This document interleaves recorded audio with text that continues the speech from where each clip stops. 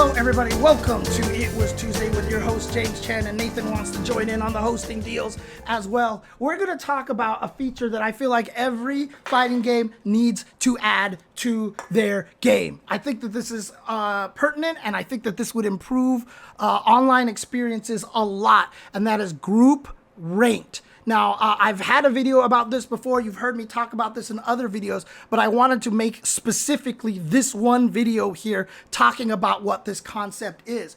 It's exactly as it sounds, which is basically you can play ranked online, but you do it in a group. And this is really important because what happens is this creates camaraderie. This creates the ability for people to give advice. Not only that, but it also makes it so that you watch more matches. So how does this work? Basically, I don't want to create dojos. I don't want to create clubs or clans or whatever like that. This is literally an on-the-fly thing. You sit there and you go into your, you go online to Street Fighter, says, hey, your friend is online. And then you go and ping him and say, hey, do you want to do a grouped rank? And so all of a sudden, the player will be like, okay, let's do group rank. And what happens is, if he accepts that, you join his ranked session. And you can do this up to 4 people, maybe, like 4 or 5. We'll figure out, we can adjust what the max is. But afterwards, what happens is that all of the players in the group then take turns playing ranked, one at a time. And they all can talk to each other in, the in-game microphone, or they can set up a Discord. But the important thing is the other players end up watching, and they can give advice during the match. And then on top of that, if the player wins their match, everybody gets points. Even the people watching. Now, the people watching don't get a lot of points. They'll get, let's say you win 150 points for winning a ranked match, they'll get 15 points, whatever. But the thing is, if you watch 3 matches in a row, you'll get 45 points. And then when it comes to your turn and you play, if you play your whole match all the way through, you take all 45 points.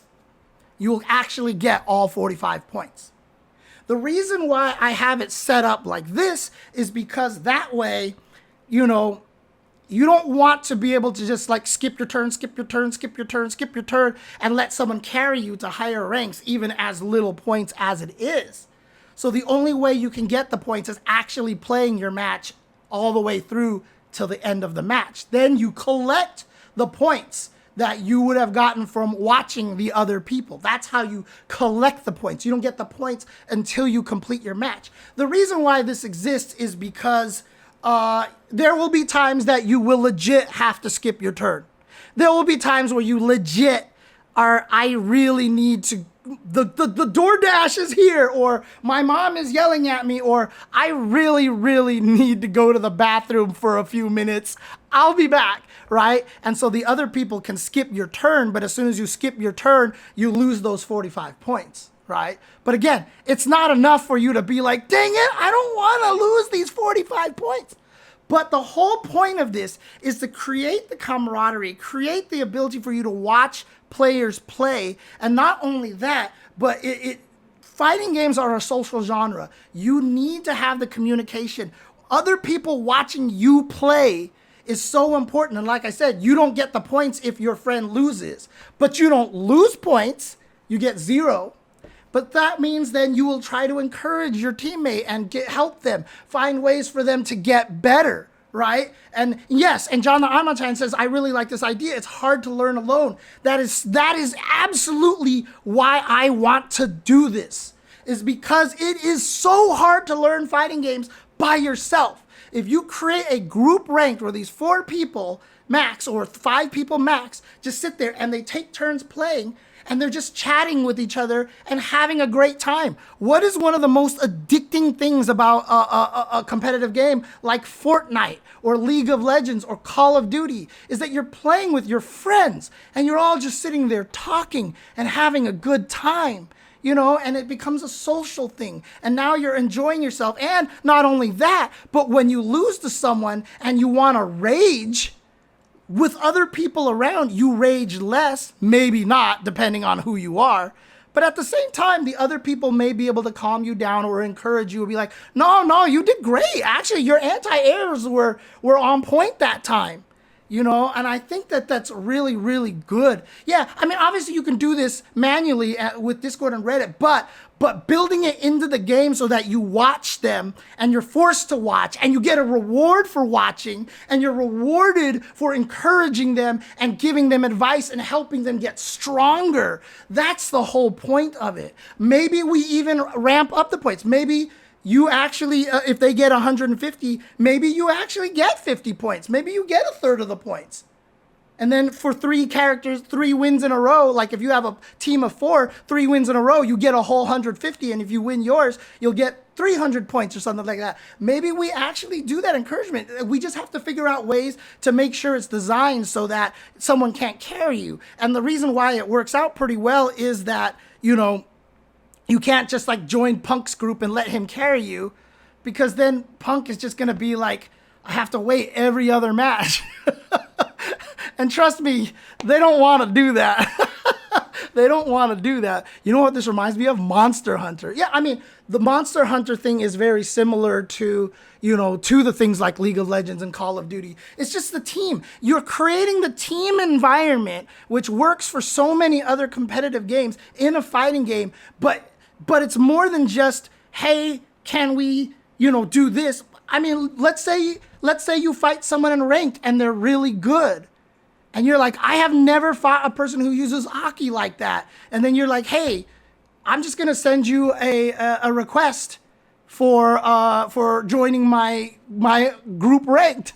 And you could just have a 2-man group ranked. You could just request it from anybody that you run into. And if they're like, oh, cool, that'd be cool. And then you can watch him play the Aki, you know. And again, by making it so that, because all the consoles have built-in voice chat, you could just set it up, the voice chat in the game itself, right? And if you just don't happen to have the right, you know, stuff for the PlayStation or whatever like that, like the right headsets, you know, for pre-made groups, you can just end up going to Discord and just doing it that way.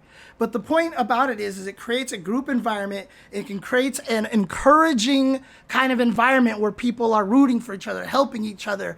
And it turns fighting games back to a social environment. Yeah, there are a lot of bad arcades out there, but the good arcades, that's what worked.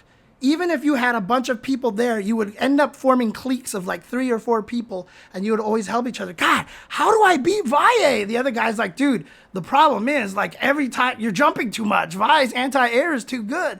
You know, like you get this kind of discussion going. It recreates the idea of the post session, you know, Denny's IHOP run, et cetera, et cetera. And I really think it would be such an important thing. So I just really want this video to focus on that. I want to get this idea out there. Please share this as much as possible. Tweet about it. Tell people that this is a great idea and we need fighting games to start doing this. Like I said, we'll have to work on ways that you might be able to try to exploit it, or if someone just programs it so that they automatically join the game and just let their character die or something like that. You know, obviously there's going to be ways to exploit this. We have to think about that. But generally, I don't think this is an idea we can overlook. I think this is the right way to improve ranked, honestly. And just will just make it such a better experience. So let me know what you guys think in the comments. Let me know what you guys, if you have any ways to just kind of like to shoot this down, or why you think it's a bad idea, or what we could change, or even if you have something that can enhance it, make it better. Please leave it in the comments. Let me know. I really think that, you know, we need to turn fighting games into a social genre again, because that's what it is. We were not meant to sit there and play ranked for 5 hours straight, just looking at numbers going up and down and getting tilted. Like, that's not how we were meant to play fighting games. Let's make it social. Let's make it so that it's about playing with friends and stuff. And let's bring back that joyous aspect of the fighting game. So thank you guys for tuning in, and thank you guys for listening to this idea. Like I said, let me know what you guys think of it. But other than that, thank you. And the day that this podcast graced your ears was the most important day of your life. But for me, it was Tuesday.